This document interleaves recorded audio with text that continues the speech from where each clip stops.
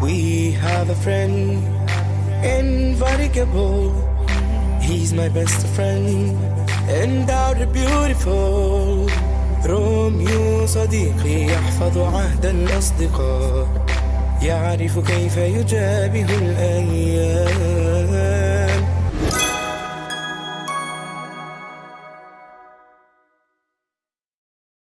السلام عليكم ورحمة الله وبركاته.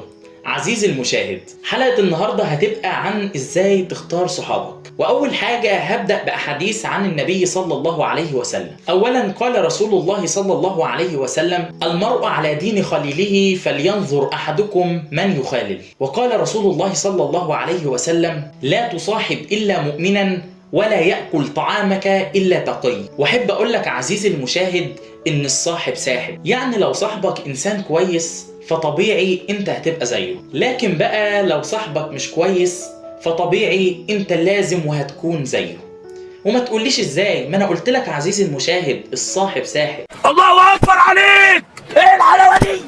ايه الحلاوه دي؟ تعال معايا اقول لك على شوية نقاط لازم تراعيهم وانت بتختار صاحبك. رقم واحد، ان هو يكون عاقل، علشان طبعا حضرتك لو وقعت في مشكلة كده يعرف يساعدك، وكمان برضه يعرف يفيدك. تاني حاجة ان هو يكون انسان خلوق ومتربي وعارف ربنا كويس جدا. تالت حاجة بقى عزيزي المشاهد ان هو يكون بيحبك في الله، وما يكونش بيحبك حب مصلحة، لان طبعا الحب في الله وحب المصلحة عمرهم ما يجتمعوا مع بعض اصلا. رابع حاجة وهي التضحية، وان هو يكون داعم ليك في اوقاتك الصعبة، ودايما هتعرف صاحبك من الاوقات الصعبة اللي بتمر بيها. واخر حاجة عزيزي المشاهد، لازم صاحبك يكون مخلص ليك، وهي دي اللي هتخلي علاقتكم تدوم دايما. نصيحة كده للطلاب اللي داخلين الجامعة، اتمنى انك تنقي صحابك كويس جدا، واتمنى ان صحابك دول يكونوا ناس مجتهدة وناس بتذاكر،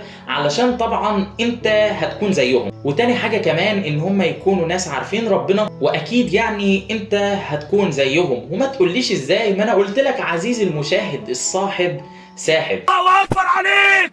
ايه الحلاوه دي؟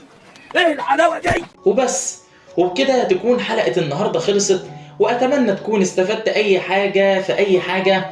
والسلام عليكم ورحمة الله وبركاته.